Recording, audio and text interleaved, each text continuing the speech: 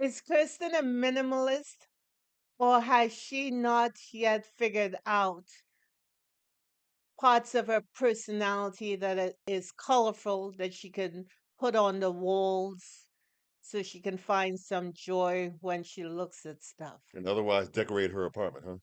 Yeah. Well, let me just say this. That sister needs some furniture in her spot. I got a suggestion. Well, We used to do anytime we needed this furniture, especially when I was in college, two milk crate, and put boards in between them, and got a little table, got a little stand. You fake it till you make it. Well, y'all act like y'all ain't never done that before. I know some of y'all done that before, so don't even try that with me. or she could do what Clint suggested at the Uh Alpha party. huh. Try to circle some dumpsters Oh, or neighborhoods to oh, see if she oh, could pick up a little few what. now you're talking, man. Now Upcycling you're is a talking. real thing. Man, tell me something, man. Welcome to Cliff Alerts. Today, today we're talking about Lifetime Network's reality-based TV series, Married at First Sight, season number 16, episode number 8. But before we Okay. get into it, please like, Huh? share, and subscribe.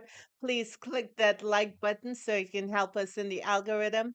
Please send us your comments. Your comments are everything. Those we receive, we respond to.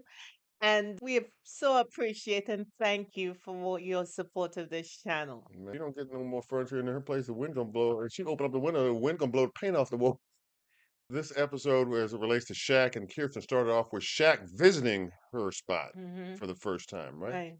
And Shaq was like, "Hey, He was wifey, surprised. wifey, where's the pictures and where's Where's the stuff on the family? walls? Where's furniture? Where's everything up in this piece?"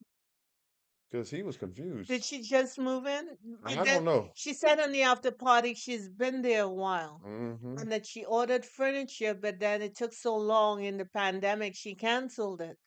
We have been in homes where the person is a minimalist Yes.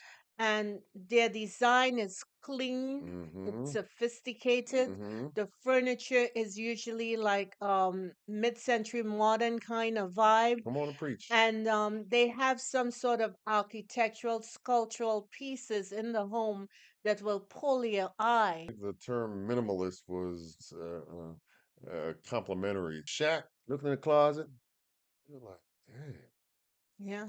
what's going on up in here?" According to Shaq, what's going on in the mind of his wife is clearly turmoil, Well, disorganization. compared to his closet, he has everything lined up. Got a lot of plants. He has a sewing station because he sews bow ties. And I don't know if he sews them to sell them, but he seems to be organized. And he said she needs some level of organization in a spot. Mm-hmm. But I don't know how their two designs is gonna match because Styles, you mean? yeah, that their style. Well, she doesn't have a style, in my opinion. She has not yet found those things that brings her joy. Okay. So she got to find that out because sometimes you get too picky and it sort of paralyzes you to do something that will open your life experience or open your eye to something So else. you're saying her tendency to be picky is maybe a limitation to her creativity. I think so. Huh. She carries that sort of persona and personality into her real life. And when they met with Pastor Carl, Mm-hmm. while she says that Shaq makes her feel comfortable, he doesn't feel like a stranger. She said that there's no chemistry between them.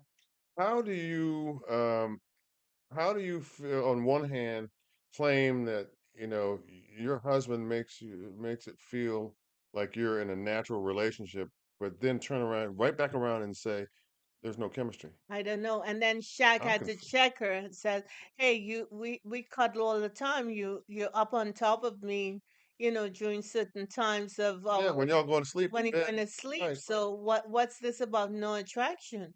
And then she was like, Right, right. okay. I'm like, okay. Is she starting to revert back to her pre-wedding self, where she had this laundry list of, or this scroll list of things that she wants in the form of a husband, and personified by her husband, and and she's like revealing these things to Pastor Cal now. Is that what she's doing? I think she's locking herself down to some things that just limits her life rather than expand it. I think that a whole lot of people, a whole lot of things that she needs on her list, i.e., him being corny. You know how many women got to deal with their man who makes corny jokes and you love? And I'm not looking at, you know, what's his face, but you know, girls, what we gotta do. We laugh, we look down at our shoes, Oh man. we look to the side, but we keep a pleasantness on our And face. do that fake I kiki. do that That fake kiki. because, you know, he is what he is. He's gonna be corny, so you allow him that space. Pastor Cal dropped something on Kirsten and Shaq, but specifically for Kirsten to really consider and ponder. And that was, he told them to, but again, the remark was primarily directed at Kirsten, to stop expecting Shaq to respond to her feeling versus what she communicates. She feels like as though whenever she perceives him as being corny, then he needs to stop. So if it's a character flaw, Right, exactly, and exactly. it's like, okay, Exactly. And I'm like, no, that's not who he is, and that's not the reality of what he exactly, is. Okay? exactly. So you need to readjust your expectations to allow him to be who he is within the context of yours relationship, and allow him the space to do so. Part of his character is making these corny jokes.